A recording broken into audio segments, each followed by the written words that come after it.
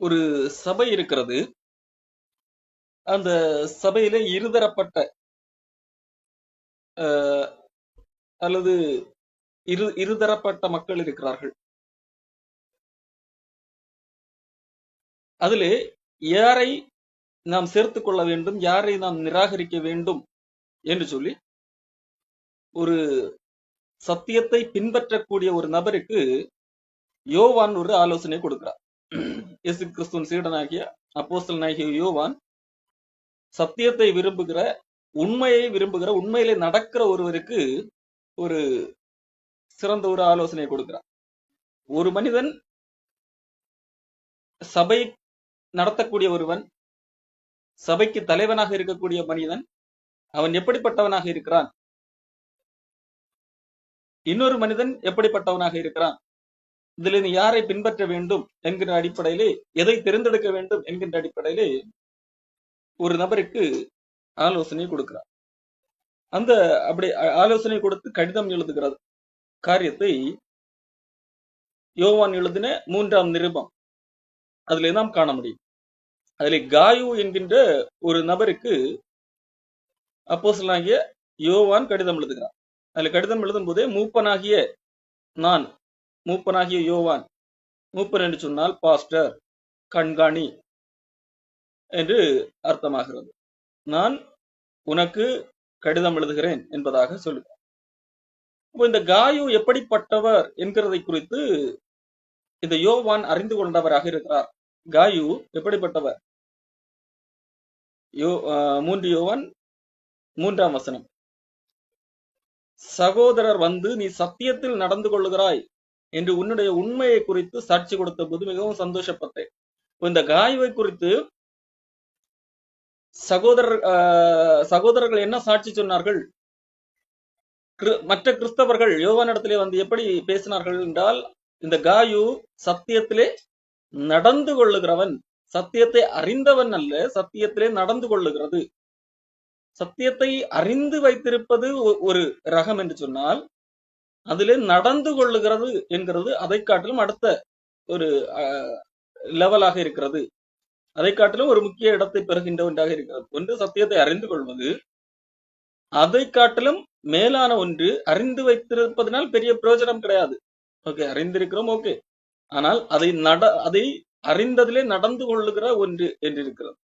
இந்த காயுவை குறித்து சொல்லும் போது, நீ சத்தியத்திலே நடந்து கொள்ளுகிறாய்.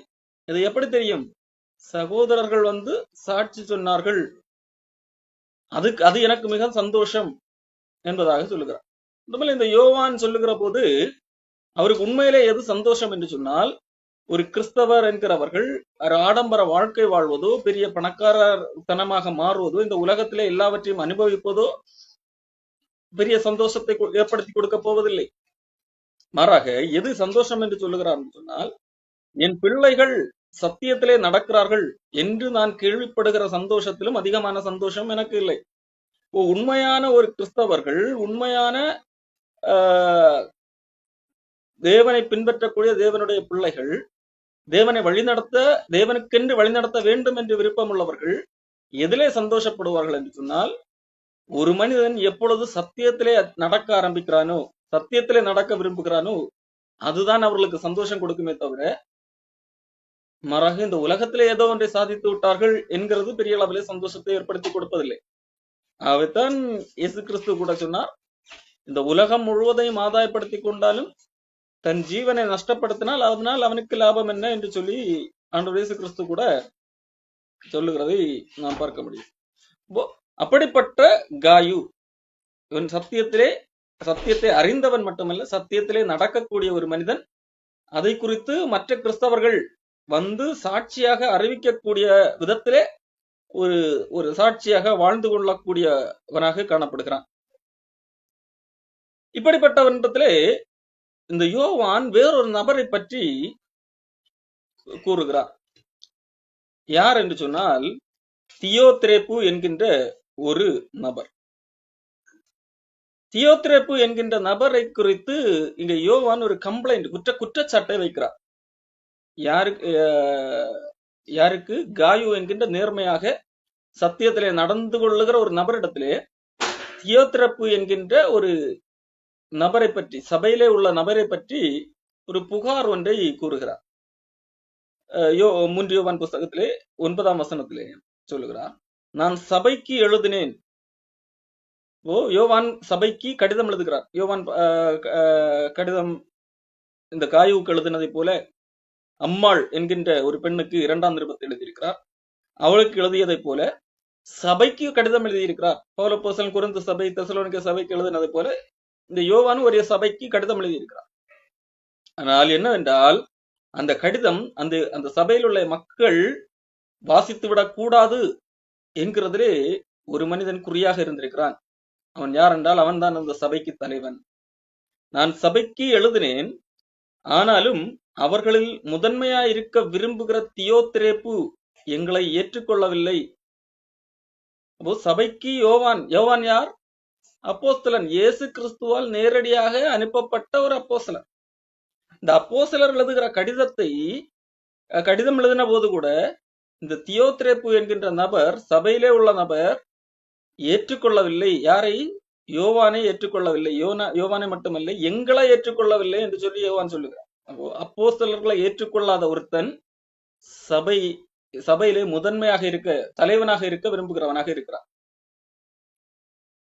ஆனபடியால் நான் வந்தால் அவன் எங்களுக்கு விரோதமாய் பொல்லாத வார்த்தைகளை அலப்பி செய்து வருகிற கிரியைகளை நினைத்துக் கொள்வேன். அப்ப அவன் என்ன செய்கிறான்? ஏற்றுக்கொள்ளவில்லை மட்டுமல்ல, அவன் எங்களுக்கு அப்போஸ்தலர்களுக்கு விரோதமாய் பொல்லாத வார்த்தைகளை அலப்பி, இந்த அப்போஸ்தலர்கள் கெட்டவர்கள், அப்போஸ்தலர்களுடைய உபதேசம் தவறு, நான் பேசுவதுதான் சரி என்று சொல்லி அப்போஸ்தலர்களுக்கு விரோதமாக எந்த விதமான அவதூறு பரப்ப முடியுமோ அந்த அளவிற்கு அவதூறு பரப்பி, வார்த்தைகளை அலப்பி அந்த செயல்களை செய்து கொண்டு வருகிறான்.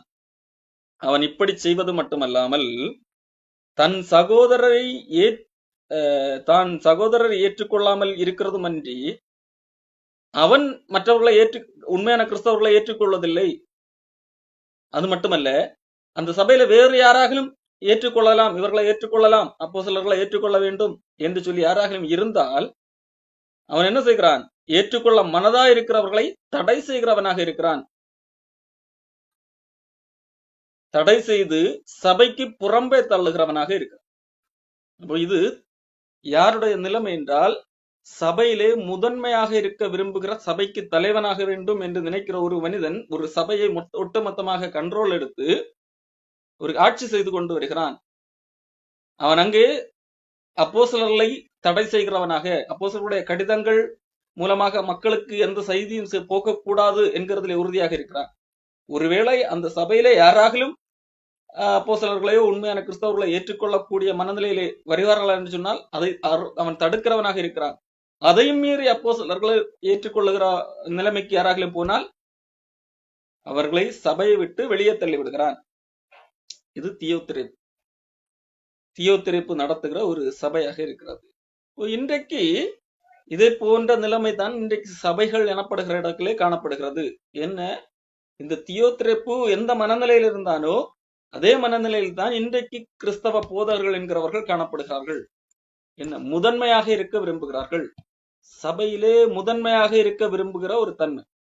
நான் தான் நம்பர் 1, எனக்கு எல்லா மரியாதையும் கிடைக்க வேண்டும், என்னை கௌரவப்படுத்த வேண்டும், என்னை கனப்படுத்த வேண்டும் என்கின்ற நிலைமையிலே தான் இன்றைக்கு போதகர்கள் என்கிறவர்கள் இருக்கிறார்கள். போதகர்கள் என்கிறவர்கள் மட்டுமல்ல, சபையிலே முக்கிய புள்ளிகள் என்கிறவர்கள் கூட இருக்கிறார்கள்.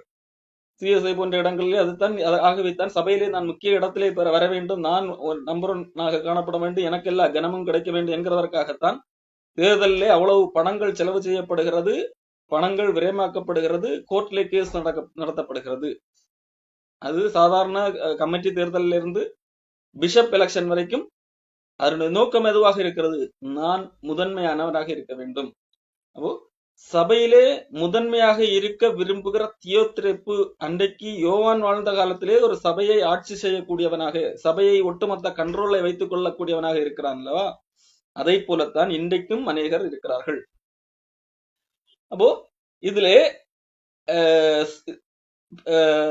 இந்த முதன்மை என்கின்ற இடத்திற்கு காரணம் என்ன? ஒன்று சுயநலம், 2வது பெருமை, அடுத்து அதிகாரம். அப்போ இது எல்லாமே ஒருங்கே ஒரு மனிதனுக்குள்ளாக சேரும்போதுதான் இந்த அளவுக்கு துணிகரமாக நான் முதன்மையானவராக இருக்க வேண்டும், அதற்காக நான் என்ன வேண்டுமானாலும் செய்வேன் என்கின்ற இடத்திற்கு மனிதன் நகருகிறவனாக காணப்படுகிறான். அப்போ ஆகவே தான் அவன் என்னது மற்றவர்களை அப்போஸ்தலர்களை அதற்கு எதிராக வருகிற உண்மையான சத்தியத்தை அவனால் ஏற்றுக்கொள்ள முடியவில்லை.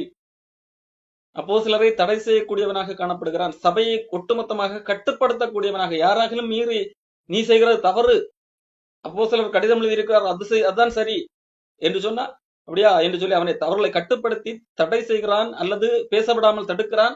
மீறி பேசினால் சபையை விட்டு புறம்பே தள்ளுகிறான் என்று சொன்னால் ஒட்டுமொத்த அதிகாரத்தையும் இவன் தன் கையிலே வைத்திருக்கிறான். அப்போ சபை என்பது ஒரு ஒட்டுமொத்த சபையிலே பொறுப்பு என்பது ஒட்டுமொத்த அதிகாரத்தையும் தன்னிடத்திலே வைத்திருப்பதற்காக ஆண்டவர் அந்த பொறுப்புகளை ஏற்படுத்தவில்லை. எபேசியர் புஸ்தகத்திலே பவுலப்போஸ்தலன் இதை குறித்து சொல்லும் போது என்ன சொல்லுகிறார்? எபேசியர் 4ஆம் அதிகாரம் 12ஆம் வசனம், பரிசுத்தவான்கள் சீர்பருந்தும் பொருட்டு, பரிசுத்தவான்கள் நாம் சீர்பருந்தப்பட வேண்டும், நாம் சீர்திருத்தம் அடைய வேண்டும், மேலும் வளர வேண்டும் என்கிறதற்காக, சுவிசேஷ ஊழியத்தின் வேலைக்காக, இரண்டாவது சுவிசேஷ ஊழியம் நடைபெற வேண்டும், இன்னும் ரட்சிக்கப்படாதவர்கள் ரட்சிக்கப்படுவதற்காக உள்ளே சபைக்குள்ளாக அழைத்துக் கொண்டு வர வேண்டும், அதற்காகவும் கிறிஸ்துவின் சரீரமாகிய சபையானது பக்தி விருத்தி அடைவதற்காகவும், மேலும் இப்போ இருக்கின்ற நிலைமையிலிருந்து மேலும் சத்தியத்தை கற்றுக்கொண்டு மேலும் வளர்ந்து கொண்டே இருக்க வேண்டும் என்கிறதற்காகவும் அவர் சிலரை அப்போஸ்தலராகவும், சிலரை தீர்க்கதரிசிகளாகவும், சிலரை சுவிசேஷகராகவும், சிலரை மெய்ப்பராகவும் போதகராகவும் ஏற்படுத்தினார். மட்டுமல்ல, நாம் இனி குழந்தைகளாக இராமல் மனுஷருடைய சூதும் வஞ்சக்கிறதுக்கு ஏதுமான தந்திரமுள்ள போதகமாகிய பலவித காற்றுகளினாலே அலைகளைப் போல அடிபட்டு அலைகிறவர்களாக இராமல் அன்புடன் சத்தியத்தை கைக்கொண்டு தலையாகிய கிறிஸ்துவுக்குள் எல்லாவற்றிலேயும் நாம் வளருகிறவர்களாக இருக்கும்படிக்காக அப்படி செய்தார். எதற்காக ஆண்டவர் இந்த அப்போஸ்தலர்கள் தீர்க்கதரிசிகள் ஆண்டவர் கொடுத்தார்? அப்போஸ்தலர்கள் தீர்க்கதரிசிகளை கொடுத்திருக்கிறார். அதுதான் நம்முடைய கைகளில் இருக்கிற வேதாகமம். எபேசியர் 2ஆம் அதிகாரத்திலே அதைத்தான் நாம் பார்க்கிறோம். எபேசியர் 2ஆம் அதிகாரம் 19, 20, 21 அதைத்தான் சொல்லப்பட்டிருக்கிறது. ஆகையால் நீங்கள் இனி அந்நியரும் பரதேசிகளாக மேலாகிறாமல் பரிசுத்தவான்களுடைய ஒரே நகரத்தாரும் தேவனுடைய வீட்டாருமாயிருந்து அப்போஸ்தலர் தீர்க்கதரிசிகள் என்பவர்களுடைய அஸ்திபாரத்தின் மேல் கட்டப்பட்டவர்களுமாக இருக்கிறீர்கள். அதற்கு இயேசு கிறிஸ்து தாமே மூலைக்கல்லாகிறார். அப்போ அஸ்திபாரம் என்கிறது தான் அப்போஸ்தலர்களும் தீர்க்கதரிசிகளும். அப்போ அப்போஸ்தலர்கள் தீர்க்கதரிசிகள் என்கிறவர்கள் அவர்களுடைய உபதேசம், அந்த உபதேசம் தான் நம்முடைய கைகளில் வேதமாக கொடுக்கப்பட்டிருக்கிறது. அப்ப அந்த அஸ்திபாரத்தின் மேலாக கட்டப்படுவதற்கு தான் ஆண்டவர் சிலரை சுவிசேஷகராகவும் அந்த அஸ்திபாரத்திலே இன்னும் அநேகரை அழைத்துக் கொண்டு வர வேண்டும். அதற்கு சுவிசேஷகர், சிலரை மேய்ப்பராகவும் போதகராகவும், அப்போ மற்ற மக்கள் இன்னும் வந்தவர்களை மேலும் சத்தியத்தை அன்புடன் கை கொண்டு வளர்வதற்கு எதுவாக பக்தி விருத்தி அடைவதற்காக என்ன மேய்ப்பராகவும் போதகராகவும் ஏற்படுத்தி இருக்கிறார். மாறாக அதிகாரம் பண்ணுவதற்காகவோ நான் உங்களை கட்டுப்படுத்துவதற்காகவோ ஆண்டவர் இந்த பொறுப்புகளை ஏற்படுத்தவில்லை. ஆகவேத்தான் ஆண்டவர் இயேசு கிறிஸ்து இதை குறித்து பேசும்போது ஒரு காரியத்தை சொல்வார். மத்தேயு 23ஆம் அதிகாரத்திலே 11ஆம் வசனத்திலே ஆண்டவர் இயேசு கிறிஸ்து சொல்லுகிற காரியம், உங்கள் பெரியவனாக இருக்கிறவன் உங்களுக்கு ஊழியக்காரனாக இருக்க கடவன். உங்கள யாராலும் பெரியவன், நான் முதன்மையானவனாக இருக்க வேண்டும், நான் தலைவனாக இருக்க வேண்டும் என்று சொன்னால் என்ன செய்ய வேண்டும்? இந்த தியோத்தரேப்பு போல எல்லாரையும் அடக்கி ஆளுகிறவர்களாக இருக்கக்கூடாது. மாறாக சேவை செய்கிற அவர்களுக்கு கீழே இறங்கி சேவை செய்கிறவர்களாக இருக்க வேண்டும். நான் தலைவன், நான் பாஸ்டர், எல்லாரும் எனக்கு சேவை செய்யுங்கள் என்பது அல்ல கிறிஸ்தவம். நான் அப்படி முதன்மையாக இருக்க வேண்டும் என்று விரும்பினால் நான் எல்லாருக்கும் சேவை செய்கிறவர்களாக இருக்க வேண்டும் என்கிறது தான் கிறிஸ்தவமாக இருக்கிறது. இதைத்தான் இயேசு கிறிஸ்து சொல்லுகிறார். மத்தேயு 23:11, உங்களில் பெரியவனாக இருக்கிறவன் உங்களுக்கு ஊழியக்காரனாக இருக்க கடவன். தன்னை உயர்த்துகிறவன் தாழ்த்தப்படுவான், தன்னை தாழ்த்துகிறவன் உயர்த்தப்படுவான். இந்த வார்த்தைகளை சொல்லும் முன்பதாக கூட ஆண்டவர் ஒரு காரியத்தை சொல்லுகிறார்.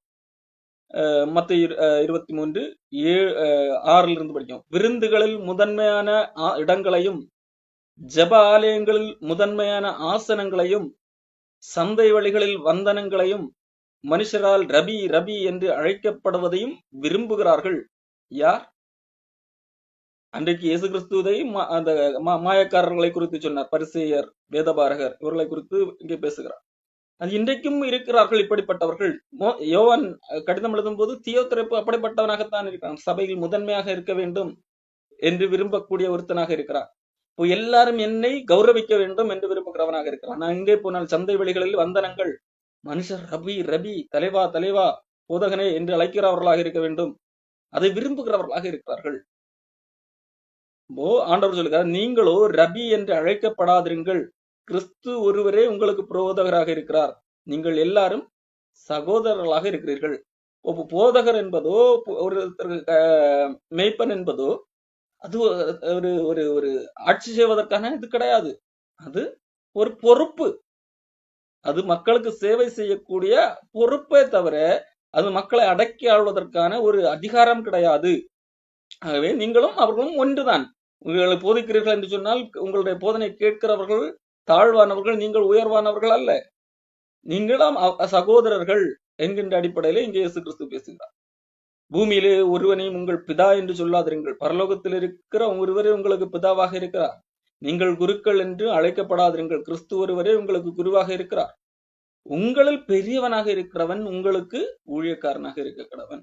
ஆண்டவர் சொல்லுகிறார், அன்றைக்கு வாழ்ந்த மக்கள் எதை தாங்கள் எப்படி அழைக்கப்பட வேண்டும் என்று விரும்புகிறார்களோ அப்படி நீங்கள் அழைக்கப்பட விரும்பாதிருங்கள். நீங்கள் அந்த செய்கையை விரும்பாருங்கள், எல்லாரும் கௌரவிக்க வேண்டும் சொல்லி விரும்பாதிருங்கள் என்கிறதைத்தான் இங்கே ஆண்டவர் சொல்லுகிறார். இதே போன்ற ஒரு காரியம் அப்போஸ்தல நடவடிக்கைகளிலே பவுலுக்கு நடக்கிறது. பவுல் மூலமாக ஆண்டவர் ஒரு அற்புதத்தை செய்கிறார். அந்த அற்புதத்தை கண்ட ஜனங்கள், கடவுளை அறியாத ஜனங்கள், அவர்கள் தாங்கள் வழிபட்டு கொண்டிருந்த கடவுள்கள் தான் மனுஷ ரூபம் எடுத்து வந்திருக்கிறது என்று நினைத்து இவர்கள் தேவர்கள் மனுஷ ரூபம் எடுத்து நம்மிடத்திலே வந்திருக்கிறார்கள், ஆகவே அவர்களுக்கு நாம் பலி செலுத்த வேண்டும், அவர்களுக்கு நாம் பூ மாலைகளை கொண்டு அவர்களை வரவேற்க வேண்டும் என்று சொல்லி இந்த மாதிரி காரியங்களை பெரிய அளவில் கடவுளாக நினைத்து அவர்களை வழிபாடு செய்ய நினைக்கிறார்கள், அவர்களை கௌரவிக்க நினைக்கிறார்கள். ஆனால் அதற்கு பதிலாக பவுலாகட்டிலும் பர்னபாவாகட்டிலும் சொன்னது என்ன தெரியுமா? உங்களை போல நாங்களும் சாதாரணமாக பாடுள்ள மனிதர்கள் தான் என்பதாக அங்கே அவர்கள் சொல்லுகிறதை நாம் பார்க்கிறோம். அப்போ அவர்கள் அப்போஸ்தலர்கள் என்ன செய்யவில்லை, தங்களுக்கு வரம் இருக்கிறது, நாங்கள் பெரியவர்களாக்கும் என்று சொல்லி எங்களை விசேஷமாக கௌரவிக்க வேண்டும், எங்களை கனம் பண்ண வேண்டும், எங்களுக்கு ஒரு முதன்மையான ஆசனத்தை போட்டு வைக்க வேண்டும் என்கிறதை அவர்கள் விரும்பவில்லை. மாறாக நாங்களும் உங்களை போல பாடுள்ள மனிதர்கள், நீங்கள் எப்படியோ நாங்களும் அப்படித்தான், உங்களை காட்டிலும் நாங்கள் விசேஷமானவர்கள் அல்ல என்கின்ற அடிப்படையில் தான் நடந்து கொண்டவர்களாக காணப்பட்டார்கள். ஆனால் இந்த தியோத்திரேப்பு எப்படி காணப்படுகிறான்? அவன் சபையிலே முதன்மையானவனாக இருக்க விரும்புகிறவனாக காணப்படுகிறான். அப்போ அந்த முதன்மையாக இருக்க விரும்புகிற அந்த காரணம் என்பது அது அவனை பெருமைக்குள்ளாக மாற்றுகிறது, அது மக்களை அடிமைப்படுத்துகிறது, கட்டுப்படுத்துகிறது, மக்களை தன்னுடைய கண்ட்ரோலுக்குள்ளாக வைக்கணும். நான் செய்வதுதான் சரி, நான் என்னை மீறினால் உங்களுக்கு தண்டனை கிடைக்கும், உங்களுக்கு சாபம் வரும் என்று சொல்லி மக்களை அச்சுறுத்தி தன்னுடைய கட்டுப்பாட்டிலே வைத்திருக்கின்ற ஒரு தலைவனாக யார் காணப்படுகிறது? இந்த தியோத்திரேப்பு காணப்படுகிறது. என்னால் தான் எல்லாம் நடக்கும், நான் தான் நடத்தி தருவேன், உங்களுக்கு ஏதாவது பிரச்சனை என்றால் என்னிடத்திலே தான் வர வேண்டும், உங்களுக்கு வேறு யாரும் இருக்கக்கூடாது, வேறு சகோதரர்கள் சரியாக சொல்லக்கூடியவர்கள் அப்போஸ்தலர்கள் வருகிற கடிதம், அப்போஸ்தலர்கள் அனுப்புகிற ஆட்கள் எந்த தொடர்பும் இருக்கக்கூடாது. காரணம், ஏன் அப்படிப்பட்ட தொடர்பு இருக்கக்கூடாது என்று இவன் விரும்புகிறான்? அப்படிப்பட்ட தொடர்பு மக்களுக்கு கிடைத்தால், அப்போஸ்தலர்களுடைய தொடர்பு, யோவான் அனுப்புகிற கடிதம், இவைகளை எல்லாம் மக்கள் வாசித்தால் மக்கள் ஒருவேளை என்னை விட்டு போய்விடுவார்கள், மக்கள் உண்மை அறிந்து என்னை தலைவனாக ஏற்றுக்கொள்ள மாட்டார்கள், என்னுடைய கூட்டம் குறைய ஆரம்பிக்கும் என்கின்ற பயம். ஆகவே மக்கள் அப்போஸ்தலருடைய கடிதங்களை படிக்கக்கூடாது, சத்தியத்தை அறிந்துவிடக் கூடாது. யோவானிடத்திலிருந்து வருகிற ஆட்கள் இவர்களுக்கும் அந்த தொடர்பை ஒரு காலம் அந்த ஏற்பட்டு விடவே கூடாது. அவர்கள் என்னது, இவனுடைய காரியங்களை எல்லாம் அம்பலப்படுத்துவார்கள், இவன் செய்கிறது தவறு, இவன் உங்களை அடக்கி ஆளுகிறான், கிறிஸ்தவம் இது அல்ல என்று சொல்லி உண்மையை சொல்லுவார்கள். ஆகவே அதை எந்த அளவுக்கு தடுக்க முடியுமோ தடுக்கிறவனாக காணப்படுகிறான். மீறி யாராகிலும் அவர்கள் பக்கம் சாய்ந்தால், அவர்கள் உண்மையை சொல்லுகிறதை ஏற்றுக்கொள்ள நினைத்தால் அவர்களை வெளியே தள்ளுகிறவனாக காணப்படுகிறான். மக்களை பயமுறுத்துகிறான். பயமுறுத்தினது அவர்களை வெளியே தள்ளிவிட்டு உள்ளே இருக்கிறவர்கள் என்ன பேசுவான்? அவர்கள் எல்லாம் கெட்டவர்கள் என்கிறது போல பேசக்கூடியவனாக இருப்பான். அப்போ சபையை கெடுக்கிற, சபையிலே முதன்மையான இடத்தை விரும்புகிற ஒருத்தனாக காணப்படுகிறான். இரண்டாவது, பிரிவு உண்டாக்குகின்ற ஒருத்தனாக காணப்படுகிறான். பிரிவினை உண்டாக்கக்கூடிய ஒருவன் பாருங்கள், அவன் சகோதரரை ஏற்றுக்கொள்ளவில்லை. இரண்டாவது, ஏற்றுக்கொள்ள நினைக்கிறவர்களை தடுக்கிறவனாக காணப்படுகிறான், வெளியேற்றுகிறவனாக காணப்படுகிறான். பெருமை பிடித்தவனாக நான் தான் முதன்மையானவனாக இருக்க வேண்டும் என்று விரும்புகிறான். அடுத்ததாக, யாராலும் உள்ளே வர விரும்பினால் அவன் தடுக்கிறான். உண்மை உள்ளவர்களை தடுக்கக்கூடியவராக இருக்கிறான். மற்றவர்களையும் தடுத்தான். சகோதரரை இவனும் ஏற்றுக்கொள்ளவில்லை, இப்படி ஏற்றுக்கொள்ள நினைக்கிறவர்களையும் இவன் தடை செய்கிறவனாக இருக்கிறான். மட்டுமல்ல, இவன் யாராலும் மிஞ்சி அவர்களுக்கு ஏதாகலும் அவர்கள் சொல்வதை யாராலும் கவனிப்பது போல இவனுக்கு தோன்றினால் அவர்களை வெளியேற்றுகிறவனாக காணப்படுகிறான். அப்போ இது இந்த தியோத்திரப்பிடத்திலே காணப்படுகிற ஒரு குணாதிசயமாக காணப்படுகிறது. இப்போ இப்படிப்பட்டவன் அன்றைக்கு சபையிலே தலைவனாக இருக்கிறான். அப்போ இயேசு கிறிஸ்துவுடைய உபதேசத்தை பின்பற்றி உருவாக்கப்பட்ட கிறிஸ்தவ சபை இது.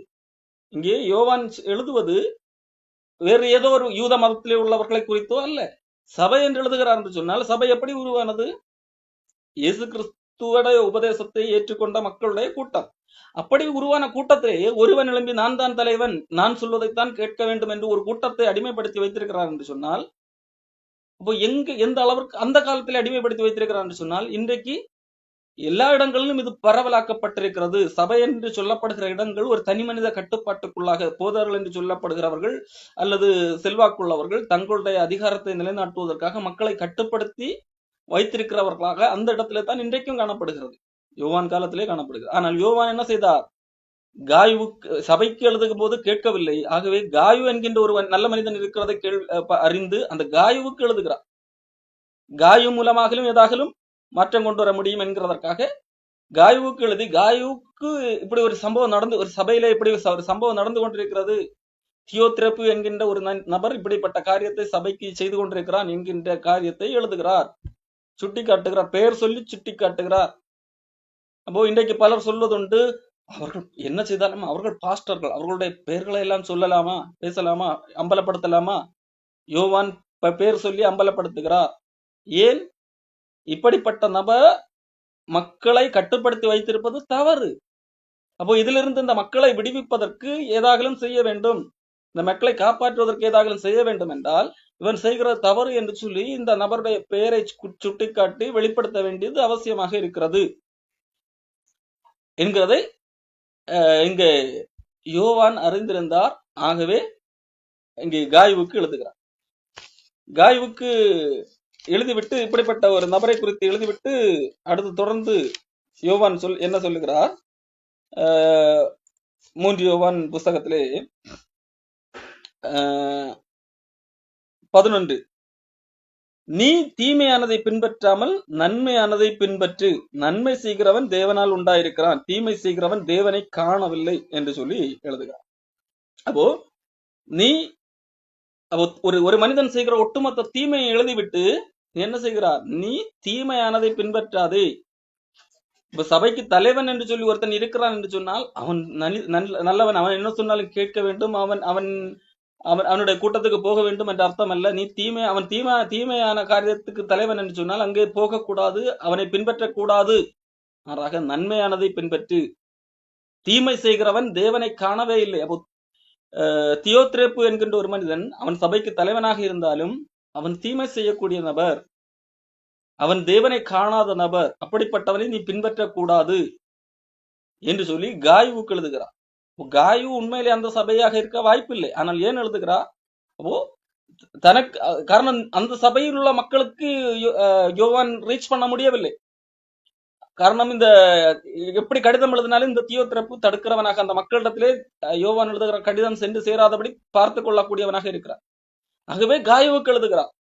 காயு மூலமாகலும் ஏதாகலும் ஒரு சாத்தியக்கூறு, அந்த மக்களை காப்பாற்ற சாத்தியக்கூறு இருக்க வாய்ப்புண்டா என்பதுதான் யோவானுடைய ஆவலாக இருக்கும். அப்போ இப்படிப்பட்ட நபர்கள் சபையிலே முதன்மையாக இருக்க வேண்டும் என்று சொல்லி விரும்புகிற நபர்கள் அப்போஸ்தலரையே எதிர்க்கக்கூடிய நபர்கள். அப்போஸ்தலர்களை எதிர்க்கிறார்கள் என்றால் அப்போஸ்தலருடைய உபதேசத்தை எதிர்க்கிறார்கள் என்று அர்த்தம். அப்படிப்பட்ட நபர்கள் ஆனால் சர்ச் நடத்தி கொண்டிருக்கிறார்கள். சர்ச்சிலே முதன்மையான இடத்திலே காணப்பட்டு கொண்டிருக்கிறார்கள். அப்படிப்பட்டவர்களை குறித்து என்ன சொல்லுகிறார் பவுலப்போஸ்தலன்? என்ன சொல்லுகிறார்? கலாத்தியர் புத்தகத்திலே 1ஆம் அதிகாரத்திலே பவுலப்போஸ்தலன் சொல்லுகிறார் 8ஆம் வசனம், நாங்கள் உங்களுக்கு பிரசங்கித்த சுவிசேஷத்தை அல்லாமல், அதாவது அப்போஸ்தலர்கள் பேசின சுவிசேஷம், அதை அல்லாமல் நாங்களாவது வானத்திலிருந்து வருகிற தூதனாவது வேறொரு சுவிசேஷத்தை உங்களுக்கு பிரசங்கித்தால் அவன் சபிக்கப்பட்டவனாக இருப்பான் என்பதாக சொல்லுகிறார். அப்போ இங்கே தியோத்திரப்பு என்கிறவன் அப்போஸ்தலர் யோவான் எழுதின சத்தியத்தை தடை செய்கிறவனாக இருக்கிறான். யோவான் எழுதுகிறது சத்தியம். அவன் அப்போஸ்தலன், தேவனால் நேரடியாக செய்தி பெற்றவன். பவுல் எப்படி நேரடியாக செய்தி பெற்றான்? யோவான் இயேசு கிறிஸ்துவோடு கூட இருந்த ஒரு நபர். அந்த நபர் யோவான் எழுதுகிற கடிதத்தை, யோவான் சொல்ல வருகிற உண்மையை, சத்தியத்தை தடுக்கிறான் என்று சொன்னால், இந்த தியோத்திரப்பு என்னது? அப்போஸ்தலருடைய உபதேசத்தை தடுக்கிறான் என்று சொன்னால் இவன் என்ன பிரசங்கம் பண்ணியிருப்பான்? இவனுடைய சொந்த பிரசங்கத்தை தான் பண்ணியிருப்பானே தவிர அப்போஸ்தலருடைய உபதேசத்தை இவன் தடுக்கிறவனாகத்தான் இருக்கிறான். அப்போ அப்போஸ்தலருடைய உபதேசத்தை தடுத்து வேறு ஒரு உபதேசத்தை கொண்டு வந்தால் அவன் சபிக்கப்பட்டவனாக இருக்க கடவன் என்று சொல்லி இங்கு யோவான் சொல்லுகிறார். சாரி, பவுலப்போஸ்தலன் சொல்லுகிறார். மட்டுமல்ல, ரோமர் புஸ்தகத்திலே 16ஆம் அதிகாரத்திலே 17ஆம் வசனத்திலே இப்படிப்பட்ட நபர்களை, தியோத்திரப்பு போன்ற நபர்களை குறித்து பவுலப்போஸ்தலன் என்ன சொல்லுகிறார் என்பதை பாருங்கள். அன்றியும் சகோதரரே, நீங்கள் கற்றுக்கொண்ட உபதேசம் எதன் வழியாக இருக்க வேண்டும்? அப்போஸ்தலர்கள் சொல்லித்தந்த உபதேசமாக இருக்க வேண்டும். அப்போஸ்தலர் யோவான் ஆகட்டும், பவுல் ஆகட்டும், பேதுரு, இவர்கள் சொல்லித்தந்த உபதேசம், இதான் நாம் கற்றுக்கொண்ட உபதேசம், இதுதான் ஆண்டவர் நாம் கற்க வேண்டும் என்று வேதாகமத்திலே நமக்கு தந்திருக்கிற உபதேசம்.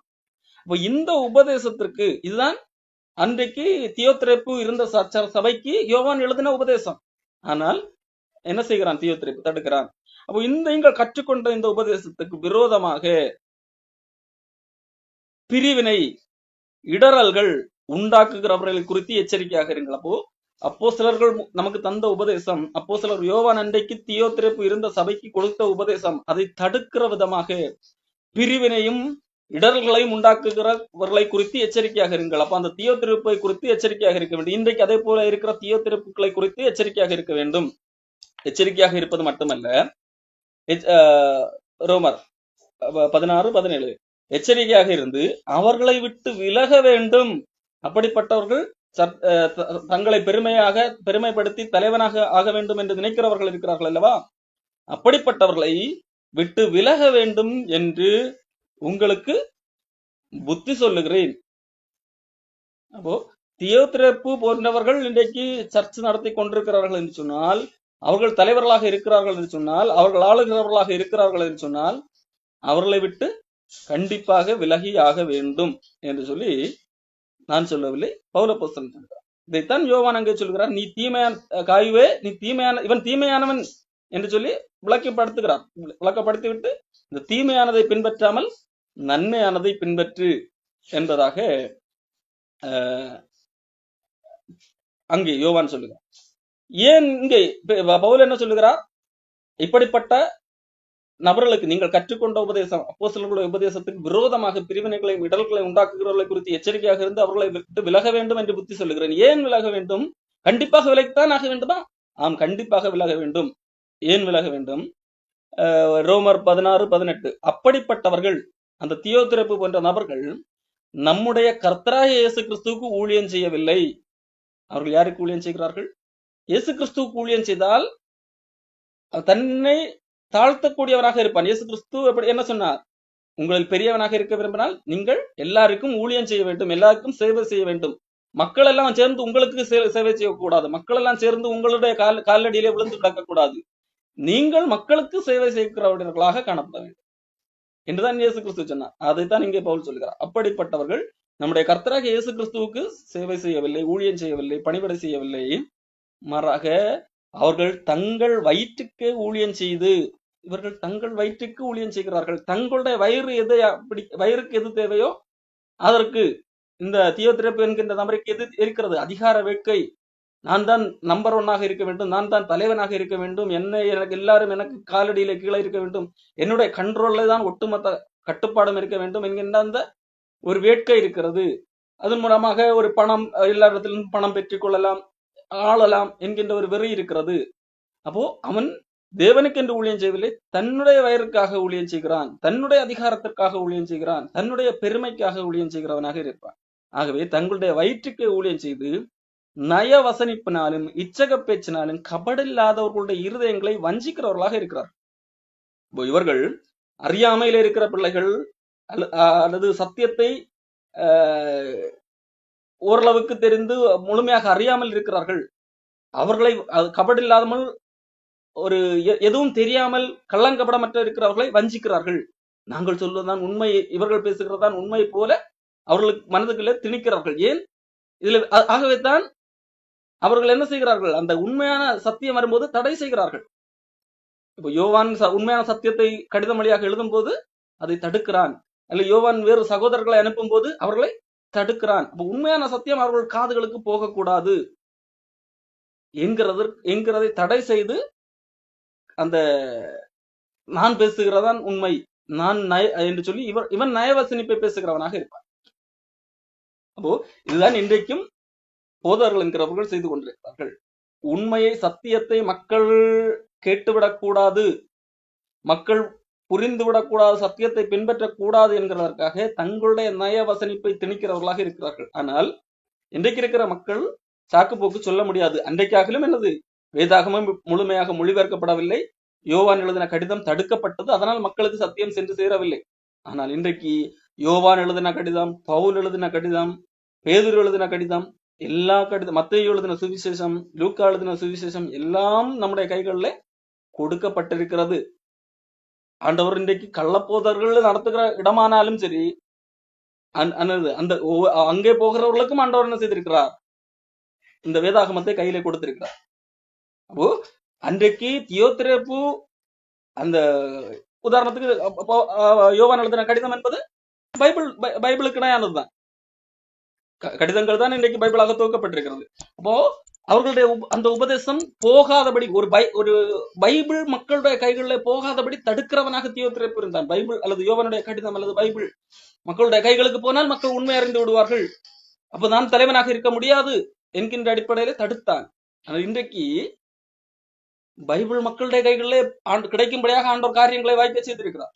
ஆனாலும் மக்கள் தியோத்திரேப்பு போன்ற நபர்களுக்கு அடிமைப்பட்டுகிறார். கைகளிலே வேதாகமத்தை வைத்துக் கொண்டே, சத்தியத்தை வைத்துக் கொண்டே, யோவான் எழுதின கடிதத்தை வைத்துக் கொண்டே, பேதுரு எழுதின கடிதத்தை கையிலே வைத்துக் கொண்டே தியோத்திரேப்பு போன்ற முதன்மையை விரும்புகிற நபர்களுக்கு அடிமைப்பட்டு கிடக்கிறார்கள். அப்படியானால் அவர்கள் ஒருவேளை தப்பிக்கலாம்.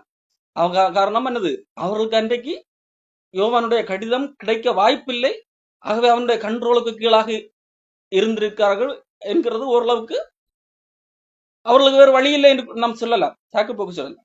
ஆனால் இன்றைக்கு அதை சாக்கு சொல்ல முடியுமா என்று கேட்டால் முடியாது. ஆனா இன்றைக்கு என்னது, ஆண்டவர் எல்லாருடைய கைகளிலும் யோவானுடைய கடிதமாகட்டும், பவுலுடைய கடிதமாக எல்லா கடிதங்களையும் நம்முடைய கைகளில் தந்திருக்கிறார். அப்போ இன்னி ஒருத்தன் என்ன செய்ய முடியாது, எனக்கு எந்த கடிதமும் வரவில்லை, யோவான் எழுதின கடிதம் எனக்கு வரவில்லை, ஆகவே நான் இவனுடைய பேச்சை நம்பி ஏமாந்தேன், இந்த நயவசனிப்பை நம்பி ஏமாந்தேன் என்று சொல்லி சாக்கு போக்கும் சொல்ல முடியாது. அப்போ இப்படித்தான் இன்றைக்கு நிலைமை காணப்படுகிறது. அப்போ யோவான் சொன்னதை போல தீமையை விட்டு விலகு, தீமை செய்கிற தியோத்திரேப்பை விட்டு விலக வேண்டும். பவுல் எங்கே சொல்லுகிறார், நீங்கள் கற்றுக்கொண்ட உபதேசத்துக்கு விரோதமாக பிரிவினை உண்டாக்கக்கூடிய இந்த நபர்கள், கள்ளப்போதர்கள், சபைகளிலே முதன்மையாக இருக்க விரும்புகிற இந்த நபர்கள், இவர்களுக்கு நீங்கள் விலக வேண்டும். காரணம், அவர்கள் நம்முடைய கர்த்தராகிய இயேசு கிறிஸ்துவுக்கு ஊழியம் செய்யவில்லை, மாறாக தங்கள் வயிற்றுக்கு ஊழியம் செய்கிறார்கள். அதற்காகத்தான் தங்கள் நயவசனிப்போடு பேசுகிறார்கள், இச்சக பேச்சினால் பேசுகிறார்கள், கபடில்லாதவர்களுடைய இருதயங்களை வஞ்சிக்கிறவர்களாக இருக்கிறார்கள். பிலிப்பியர் புத்தகத்திலே கூட 3ஆம் அதிகாரத்திலே பவுல் அப்போஸ்தலன் கூறுகிறார்.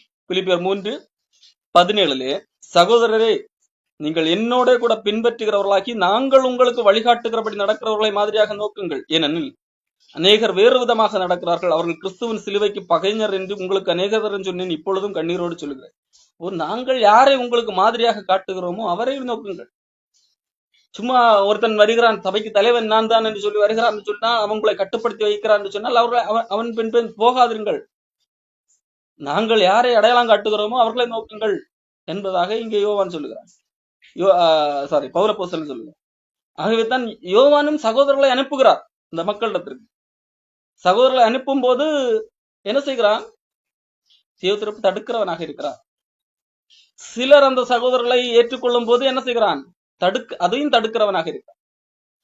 அதையும் மீறி மக்கள் இல்லை, இந்த தீயோத்திரப்பு பேசுவதுதான் தவறு போல இருக்கிறது, யோவான் அனுப்பின நாட்கள் பேசுகிறது சரிதான் என்று சிலர் அவர்களை பிற்றும்போது இவர்களை நான் இங்கே சபையை விட்டு நீக்குகிறேன் என்கிறதாக அவர்கள் தவறு செய்தவர்கள் போலவும் இவன் நல்லவன் போலவும் அவர்களை இவன் நீக்கம் செய்கிறவனாக காணப்படுகிறார். அப்போ அவர்களை குறித்து இங்கே பவுல் சொல்லுகிறார், அவர்களுடைய முடிவு அழிவு, அவர்களுடைய தேவன் வயிறு, அவர்களுடைய மகிமை அவர்களுடைய இச்சையே என்கிறதாக பவுல் அப்போஸ்தலன் சொல்லுகிறதை பார்க்க 1 தீமோத்தேயு 6ஆம் அதிகாரம் 3, 4, 5 வசனங்களிலே கூட பவுல் அப்போஸ்தலன் சொல்லுகிறார்,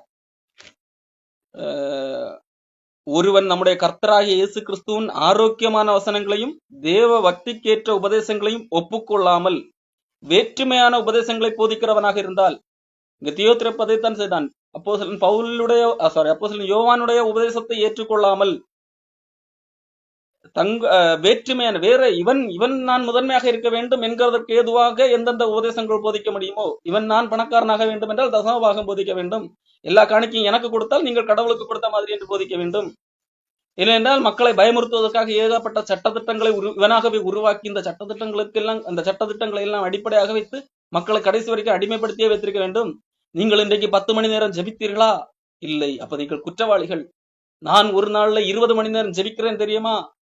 காரணம் இவர்கள் வீட்டுக்குள்ள போய் பார்க்க போகிறதில்லை. தீயோத்திரப்பு உதாரணத்துக்கு தீயோத்திரப்பு வீட்டுல எத்தனை மணி நேரம் ஜெபித்தான், 10 மணி நேரம் ஜெபித்தானே, 20 மணி நேரம் ஜெபித்தானே என்று பார்க்க போகிறதும் கிடையாது.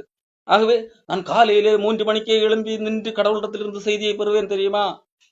அப்போ நீங்கள் எல்லாம் குற்றவாளிகள், நீங்கள் என்னை சார்ந்துதான் இருக்க வேண்டும் என்கிறது போல மக்களுக்கு ஒரு குற்ற உணர்வை தூண்டி எப்பொழுதும் இவனுக்கு அடிமையாகவே வைத்திருக்கக்கூடியவர்களாக இருப்பார்கள். நான் அன்றைக்கு இருந்த தீயோத்திரப்பை சொல்லவில்லை, அதை போன்ற நபர்கள் இன்றைக்கு இருக்கிறார்கள், அதை பற்றி சொல்லுகிறேன்.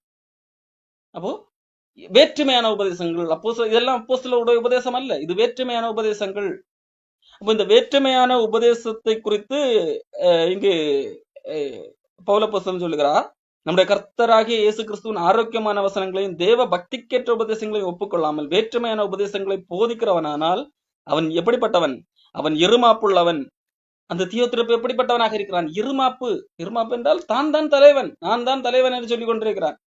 சபைக்கு தலைவனாக இருக்க முதன்மையாக இருக்க விரும்புகிறார். இருமாப்புள்ளவன், தர்க்கங்களை வாக்குவாதங்களையும் பற்றி நோய் கொண்டவனுமாக இருக்கிறான். அவைகளாலே பொறாமை, சண்டை, தூஷணங்களும் பொல்லாத சம்சயங்களும் உண்டாகிறது. யாரை குறித்து இந்த சம்சயங்களை அங்கு பொல்லாத சம்சயங்களை எல்லாம் உண்டாக்கி கொண்டிருக்கிறான்? அப்போஸ்தலர் யோவானுக்கு எதிராக உருவாக்கி கொண்டிருக்கிறான். இப்போ யோவான் யார்? இயேசு கிறிஸ்துவால் அனுப்பப்பட்டவன். அவனை குறித்து மக்களிடத்திலே ஒரு கெட்ட விதமாக பேசிக் கொண்டிருக்கிறான். மக்களுக்குள்ளாகவே ஒரு கெட்ட சந்தேகத்தை உருவாக்கி கொண்டிருக்கிறான். அதைத்தான் அங்க யோவான் எழுதுகிறார். அவன் எங்களை குறித்து பொல்லாத வார்த்தைகளை அலப்பி கொண்டிருக்கிறான். பாருங்கள், இயேசு கிறிஸ்துடைய உண்மையான அப்போஸ்தலர்களுக்கே இந்த நிலைமை. அன்றைக்கு யோவான் எழுதும் போது என்ன எழுதுகிறார்? அவன் அந்த தீயோத்திரப்பு எங்களுக்கு விரோதமாக, எங்களுக்கு என்ற அப்போஸ்தலர்களுக்கு விரோதமாக பொல்லாத வார்த்தைகளை அலப்பி, பொல்லாத வார்த்தைகளை அலப்பி அவர்களை குறித்து குற்றம் பேசிக் கொண்டிருக்கிறான். மக்களுக்குள்ளாக ஒரு அப்போஸ்தலர்கள் என்றால் கெட்டவர்கள், நான் பேசுவதுதான் சரி, நான் கடவுளிடத்திலிருந்து வெளிப்பாடு பெற்றவன் என்கிறது போல மக்களை தனக்கு அடிமையாக்கி தான் முதன்மையாக இருக்க வேண்டும் என்கிறதற்காக என்னெல்லாம் செய்ய முடியுமோ எல்லாம் செய்கிறவனாக இருக்கிறான். அதுதான் இங்கே சொல்கிறார், இந்த இப்படிப்பட்டவர்கள் முதன்மையாக இருக்க வேண்டும் என்கிறவர்கள் இருமாப்பு உண்டாக்குகிறார்கள், மக்களுக்குள்ளாக பொல்லாத சம்சயங்களை உண்டாக்குகிறார்கள், கெட்ட சிந்தையுள்ளவர்கள், சத்தியமில்லாதவர்கள், தேவ பக்தியை ஆதாய தொழில் என்று எண்ணுகிறவர்கள். இவர்கள் தேவ பக்தியை எதற்காக பயன்படுத்திக் கொள்ளுகிறார்கள்? தேவ பக்தி என்றால் நாம் பணம் ஆதாயம் பெறுவதற்கு, தேவ பக்தி இருந்தால் நாம் பணம் சம்பாதிக்கலாம், தேவ பக்தி இருந்தால் நம்பர் ஒன்னாக மாறலாம், தேவ பக்தி இருந்தால் அம்பானி ஆகலாம், அதானி ஆகலாம். இதற்காக தான் நமக்கு தேவ பக்தி. இதற்காக நான் சைக்கிள்ல வந்தேன், நான் ஊழியக்காரனாக மாறினேன், இப்பொழுது ஆண்டவர் எனக்கு பல கோடி ரூபாய் மதிப்பிலே வீடு தந்திருக்கிறார். தேவ பக்தி ஊழியக்காரன் எதற்காக? தேவ பக்தி, நான் கொண்ட தேவ பக்தி எதற்காக? ஆதாயம். அன்றைக்கு சைக்கிள், இன்றைக்கு பங்களா, பெரிய ஒரு ஆதாயம். தேவ பக்தியை ஆதாய தொழிலாக எண்ணுகிறவர்களுமாக இருக்கிறார்கள். இப்படிப்பட்ட மனுஷர்களால் உண்டாகும் மாறுபாடான தர்க்கங்கள் பிறக்கிறது. இப்படிப்பட்டவர்களை விட்டு விலகு. இப்போ பவுலிங்கே பல இடங்களில் நாம் வாசித்தோம், இப்படிப்பட்டவர்களை என்ன செய்து கூட இருக்காது, விட்டு விலகு என்று சொல்லி பவுலப்போஸ்தலன் சொல்லுகிறதை பார்க்கிறோம். அங்கே யோவான் சொல்லுகிறார், தியோத்திரப்பு கெட்டவன், நீ தீமையை பின்பற்றாமல் நன்மையானதை பின்பற்று என்பதாக சொல்லுகிறார். இங்கே பேதுருவும் யோவானும் பவுலும் அதைத்தான் இங்கே சொல்லுகிறார், இப்படிப்பட்டவர்கள் விட்டு விலகு என்பதாக. அடுத்ததாக இங்கே யோவான் சொல்லுகிற ஒரு முக்கியமான காரியம், பிரியமானவனே, நீ தீமையானதை பின்பற்றாமல் நன்மையானதை பின்பற்று. நன்மை செய்கிறவன் தேவனாலே உண்டாயிருக்கிறான், தீமை செய்கிறவன் தேவனை காணவில்லை என்று சொல்லுகிறார் அல்லவா? அப்போ தீமை செய்கிறவன் யார் என்கிறதை காண்பித்தார். தியோத்திரப்பு அவன் என்னென்ன தீமை செய்தான் நமக்கு தெரியும். அவன் நாம் பல வேளைகளை இதெல்லாம் தான் பெரிய தீமை என்பதாக நினைத்துக் கொண்டிருப்போம். என்னது? விபச்சாரம், வேசித்தனம், அதே போன்ற ஒரு தீமை செய்ததாக இங்கே தியோத்திரப்புவை காண முடியாது. இவன் செய்த தீமை எதுவாக இங்கே யோவான் குறிப்பிடுகிறார்? சபையில் முதன்மையாக இருக்க விரும்புகிற ஒரு காரியம், நான் தான் நம்பர் ஒன், அதற்காக அப்போஸ்தலர் உபதேசத்தை வரவிடாமல் தடுக்கிற ஒரு காரியம், இதுதான் பெரிய தீமையாக இருக்கிறது. விபச்சாரம், வேசித்தனம், அதெல்லாம் தீமைதான். ஆனால் இங்கு முக்கியமான ஒரு பெரிய ஒரு தீமை எதுவாக இருக்கிறது? நான் தான் சபையை ஆளுகை செய்கிறவனாக இருக்க வேண்டும் என்கிறது ஒரு பெரிய தீமையாக இருக்கிறது. அதற்காக நான் ஆளுகை செய்ய வேண்டும் என்றால் அப்போஸ்தலருடைய உபதேசம் உள்ளே வரக்கூடாது. அது எந்த வடிவத்திலும், யோவான் எழுதுகிற கடிதமும் இங்கே வரக்கூடாது, யோவான் அனுப்புகிற ஆட்களும் சகோதரர்களும் இங்கே வந்துவிடக்கூடாது, கிறிஸ்தவர்களும் இங்கே, உண்மையான கிறிஸ்தவர்களும் இங்கே மக்களிடத்திலே ஒரு பேச்சு நடந்துவிடக்கூடாது, தொடர்பு துண்டிக்கப்பட வேண்டும். அவர்கள் பேசுகிறதை இவர்கள் கேட்கக்கூடாது. கேட்டால் எனக்கு என்னுடைய ஆளுகை போய்விடும், மக்கள் ஒருவேளை உண்மையான இடத்துக்கு போய்விடுவார்கள் என்கின்ற ஒரு அச்சம். ஆகவே இந்த மக்களை பயமுறுத்தும் போது என்னது? நீங்கள் அவர்களோடு எல்லாம் தொடர்பு வைக்கக்கூடாது, யோவானோடோ யோவானுடைய ஆட்களோடோ நீங்கள் யாதொரு தொடர்பும் வைக்கக்கூடாது, அப்போஸ்தலருடைய உபதேசத்தை பின்பற்றுகிறவர்கள் யாதொரு தொடர்பும் வைத்துக் கொள்ளக்கூடாது, மீறினால் அது சாபம், அப்படிப்பட்டவர்கள் நீங்கள் புறம்பாக்கப்படுவீர்கள் என்று சொல்லி அதை மக்களை தடுக்கிறான், அவர்களோடு யாதொரு தொடர்பும் வைக்கக்கூடாது என்பதற்காக. இதுதான் தியோத்திரப்புகள். இன்றைக்கும் இப்படிப்பட்ட உண்மையை பேசுகிறவர்களோடு நீங்கள் தொடர்பு கொள்ளக்கூடாது, அது சாபம், அவர்களுடைய பேச்சுக்களை கேட்கக்கூடாது, சாபம், நாங்கள் பேசுகிறதான் கேட்க வேண்டும், எங்களுக்கு தான் நீங்கள் தசமபாகம் காணிக்கையெல்லாம் அப்படியே கொண்டு வர வேண்டும், மீறினால் சாபம் என்று சொல்லி மக்களை பயமுறுத்துகிறவர்களாக இருக்கிறார்கள். அதுதான் இங்கே யோவான் சொல்லுகிறார், நீ தீமையானதை பின்பற்றாதே, நன்மையானதை பின்பற்றி என்று. அப்ப நன்மையானதை பின்பற்றி என்று சொல்லுகிறார் அல்லவா? எது நன்மை? 2 கொரிந்தியர் புத்தகத்திலே பவுல் ஒரு காரியத்தை சொல்லுகிறார். 2 கொரிந்தியர் 1 24 பவுல் ஒரு காரியத்தை சொல்லுகிறார். உங்கள் விசுவாசத்திற்கு நாங்கள் அதிகாரிகள் அல்ல, நாங்கள் உங்கள் சந்தோஷத்திற்கு சகாயராக இருக்கிறோம், விசுவாசத்தினாலே நிலைநிற்கிறீர்களே. இப்போ பவுலப்போஸ்தலன் என்ன சொல்லுகிறார்? நாங்கள் அதிகாரிகள் அல்ல, நாங்கள் அதிகாரம் செய்ய விரும்புகிறவர்கள் அல்ல. இதுதான் நன்மையானது. தியோத்திரப்பு என்ன செய்கிறான்? நான் தான் அதிகாரி, நான் தான் முதன்மையாக இருக்க விரும்புகிறேன், எனக்கு எல்லாரும் நீங்கள் கட்டுப்பட்டிருக்க வேண்டும், அடிமைகளைப் போல நீங்கள் எல்லாம் எனக்கு சேவை செய்ய வேண்டும், உங்களுடைய பொருளாலும் பொன்னாலும் உங்களுடைய கனத்தாலும் என்னை நீங்கள் கனப்படுத்திக் கொண்டே இருக்க வேண்டும், நான் முதன்மையானவன். ஆனால் பவுல் என்ன சொல்லுகிறார் பாருங்கள், நாங்கள் உங்கள் விசுவாசத்திற்கு அதிகாரிகளே கிடையாது, மாறாக உங்கள் சந்தோஷத்துக்கு சகாயர், நீங்கள் சந்தோஷமாக இருப்பதற்கு, தேவனை அறிந்து தேவனுடைய வார்த்தைகளை கற்றுக்கொண்டு அது நிமித்தம் வருகிற, தேவனால் வருகிற அந்த சந்தோஷம், அதற்கு நாங்கள் சகாயம் பண்ணுகிறவர்கள், உதவி செய்கிறவர்கள் மட்டுமே என்கிறதாக சொல்லு. அப்போ அதை போன்ற ஒரு நபரையும் இங்கே யோவான் காயுவுக்கு சுட்டி காட்டுகிறார். இந்த காயு என்கின்ற நபருக்கு ஒரு கெட்ட ஒரு மனிதனை சுட்டி காட்டினார். சபையே தன்னுடைய கட்டுப்பாட்டுக்குள் எடுத்துக்கொண்டு தீமை செய்கிற ஒரு மனிதனாக இந்த தியோத்திரப்புவை சுட்டி காட்டுகிறார். அதை விட்டு விடவில்லை, இன்னொரு நன்மை செய்கிற ஒரு மனிதனையும் சுட்டி காட்டுகிறார். 3 யோவான் 12ஆம் அதிகாரம். தெமேத்ரியு எல்லாராலும் நற்சாட்சி பெற்றதும் அல்லாமல் சத்தியத்தாலும் நற்சாட்சி பெற்றவன், நாங்களும் சாட்சி கொடுக்கிறோம், எங்கள் சாட்சி மெய் என்று அறிவீர்கள். அப்போ பாருங்கள், அப்போஸ்தலர் ஒரு மனிதனை சாட்சி அடையாளப்படுத்தி காண்பிக்கிறார். நீங்கள் அவனை பின்பற்றி, தியோத்திரப்பு அங்கே ஒரு அடக்குமுறை வைத்திருக்கிறான், அவனை பின்பற்றக்கூடாது. மாறாக தெமேத்ரியு என்கின்ற ஒரு மனிதன் இருக்கிறான், அவன் நற்சாட்சி பெற்றவன், சாட்சி உள்ளவன், அவனுடைய வாழ்க்கை பாருங்கள் சாட்சியாக இருக்கிறது, அவனுக்கு நாங்களும் சாட்சி கொடுக்கிறோம் என்பதாக, எங்கள் சாட்சி மெய்யாக இருக்கிறது என்று சொல்லி அப்போஸ்தலர்கள் சாட்சி கொடுக்கிற ஒரு மனிதனாக இங்கே தெமேத்ரியு காணப்படுகிறான். இதைத்தான் நாம் ஏற்கனவே படித்த ஒரு வசனத்திலே கூட பிலிப்பியர் 3:17 சொல்லப்படுது, சகோதரரே நீங்கள் என்னோட கூட பின்பற்றுகிறவர்களாகி நாங்கள் உங்களுக்கு வழிகாட்டுகிறபடி நடக்கிறவர்களே மாதிரியாக நோக்குங்கள். இப்ப யாரை மாதிரியாக நோக்க வேண்டும்? அப்போஸ்தலர் நாங்கள் எப்படி நடக்கிறோமோ அல்லது நாங்கள் உங்களுக்கு எப்படி வழிகாட்டுகிறோமோ அதே போல நடக்கிறவர்கள், அவர்களை நீங்கள் மாதிரியாக நோக்க வேண்டும். யோவான் சொல்லுகிறார், அதே போல நடக்கிற ஒரு மனிதன் இருக்கிறான், அவன் பெயர்தான் தெமேத்ரியு. அப்படிப்பட்டவனை பின்பற்றலாம். ஆனால் இங்கே தியோத்திரப்புக்கள் போல இருக்கிறான் என்றால் அதை பின்பற்றக்கூடாது, தீமையானதை பின்பற்றக்கூடாது, மாறாக நன்மையானதை பின்பற்று என்பதாக இங்கே யோவான் சொல்லுகிறதை நாம் பார்க்கிறோம். அப்போ இன்றைக்கு சபை கிறிஸ்தவம் அன்றைக்கு இது முதல் நூற்றாண்டிலே நடக்கிறது. இயேசு கிறிஸ்து கிபி 30 அவர் மரித்து போகக்கூடிய ஒரு சூழல் வருகிறது. அது நிமித்தம் சபை உருவாகிறது. இது கிட்டத்தட்ட யோவான் எழுதும் போது ஒரு கிபி 80 இருக்கலாம், 80-90, ஒரு 100 வருடத்துக்குள்ளாக சபை உருவாகி ஒரு குறுகிய ஒரு 70-80 ஆண்டுகளுக்குள்ளாக நடக்கிற, 80 ஆண்டுகள் கூட ஆகவில்லை, ஒரு மேக்சிமம் 70 ஆண்டுகள் தான் ஆயிருக்கு. அதற்குள்ளாகவே என்ன நடக்கிறது? சபையை ஒருத்தன் தன் கண்ட்ரோல்ல எடுத்துக்கொள்ளுகிறான்.